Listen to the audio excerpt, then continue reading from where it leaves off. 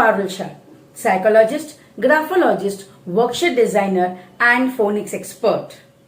They can even help you in cooking a lot.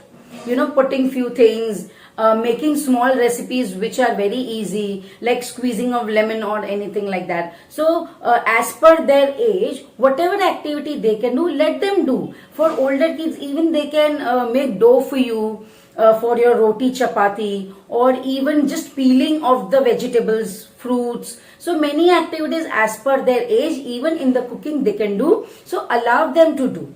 If you protect them too much, don't take knife, it will hurt you. Be careful, be observant when they are doing, but allow them to do.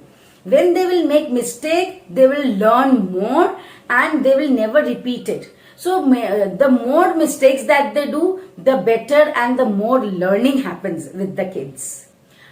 Please like and share this video. Also subscribe to the channel for more videos to come.